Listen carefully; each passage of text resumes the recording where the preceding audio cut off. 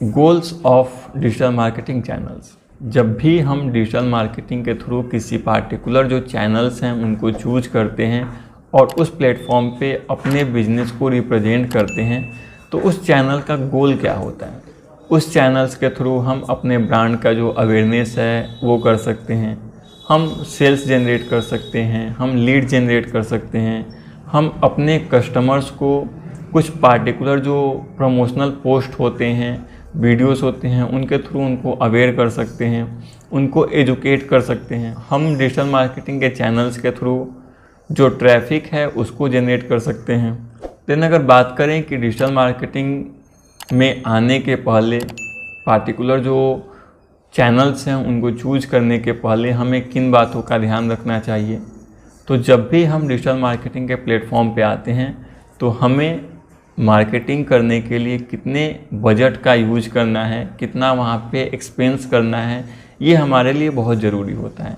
क्योंकि अगर हम मार्केटिंग करें तो उसके लिए बहुत सारे ऑप्शंस मिल जाते हैं। हम डिजिटल मार्केटिंग का या फिर ट्रेडिशनल मार्केटिंग का जो यूज है वो कर सकते हैं और हम बहुत ही पैसा जो है इन्वेस्ट कर सकते हैं। लेकिन क्या इतना पैसा इन्वेस्ट करना सही होगा? इसके लिए हमें अपना जो बजट है उसको डिफाइन करना होता है। तो जब भी हम किसी पार्टिकुलर डिजिटल मार्केटिंग के प्लेटफॉर्म पे अपने प्रोडक्ट्स या सर्विसेज का जो ऐड है वो रन करना चाहते हैं, तो उसके लिए हमें बेसिक ध्यान रखना होता है कि हमारा जो बजट है वो कितना होगा।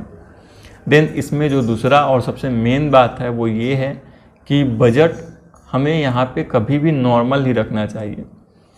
अगर हम डिजिटल प्लेटफॉर्म के थ्रू मार्केटिंग करना चाहते हैं और हम एक अच्छे ऑडियंस को कैप्चर करना चाहते हैं, एक अच्छा ट्रस्ट बिल्ड करना चाहते हैं अपने ब्रांड के प्रति, अपने प्रोडक्ट्स या सर्विसेज के प्रति, तो उसके लिए ज़रूरी है कि हम अपने कैंपेन को लॉन्ग टाइम तक रन करें। और इसके लिए हम ये कर सकते हैं कि अगर हमारा जो बजट है वो फिक्स है तो उसमें कम से कम जो पर डे एक्सपेंसेस होंगे हम उनको चूज करेंगे और हम अधिक से अधिक समय तक का जो स्पॉन्सरशिप है उसका यूज करेंगे। हम चाहेंगे कि हमारा जो कैंपेन है वो लॉन्ग टाइम तक रन करें। इसके लिए जो बजट है, पर डे बजट, हम उसको कुछ कम कर सकते हैं और देन उस कैंपेन को हम लॉन्ग टाइम तक रन कर सकते हैं। हम डिजिटल मार्केटिंग को करने के लिए खुद के थ्रू भी कर सकते हैं या जो पार्टिकुलर जो प्रोफेशनल लोग हैं जो डिजिटल मार्केटिंग का सर्विसेज प्रोवाइड करते हैं उन्हें उनका जो फ़ी है वो प्रोवाइड करके उनके थ्रू भी हम अच्छे कैंपेन को रन करवा सकते हैं। अगर हम डिजिटल मार्केटिंग के थ्रू जाना चाहते हैं, हम खुद से डिजिटल मार्केटिंग करना चाहते हैं या खुद से अपने जो ब्रांड है, जो प्रोडक्ट या सर्विसेज हैं उनको ग्रो करना चाहते हैं, तो हमारे लिए क्या सही होगा, हमारे लिए किन किन बातों का ध्यान रखना ज़रूरी होगा। तो इसके लिए तो सबसे पहले ये है कि हम अपने टैलेंट को आइडेंटिफाई करें सकते हैं, हम कुछ बेसिक जो स्किल्स हैं उनको सीख सकते हैं और उनके थ्रू जो हमारा डिजिटल मार्केटिंग है उसको कर सकते हैं। हर डिजिटल मार्केटिंग चैनल्स के कुछ अपने स्ट्रेंथ और कुछ वीकनेसेस हैं, हमें उनका भी ध्यान रखना होता है। हमारे जो ऑडियंस हैं वो कौन हैं, किस टाइप के हैं, किस कैटेगरी के हैं, हमें उन बातों का भी ध्यान रखना होता है। इसलिए बहुत ही ज़रूरी है कि जब भी हम किसी पार्टिकुलर जो चैनल्स हैं डिजिटल मार्केटिंग के उसको चूज करते हैं तो उसके पहले हम प्रॉपर रिसर्च कर लें, उस प्रॉपर जो चैनल्स हैं उनके बारे में समझ लें कि क्या उस चैनल पे हमारे जो रिक्वायरमेंट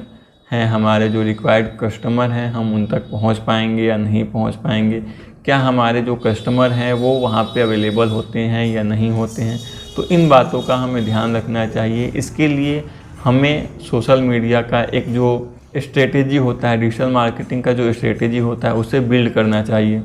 और देन इस तरीके से हम जो डिजिटल मार्केटिंग है उसका यूज कर सकते हैं और उस पर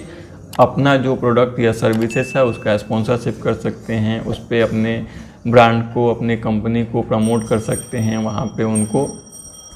प्रेजेंट कर सकते हैं।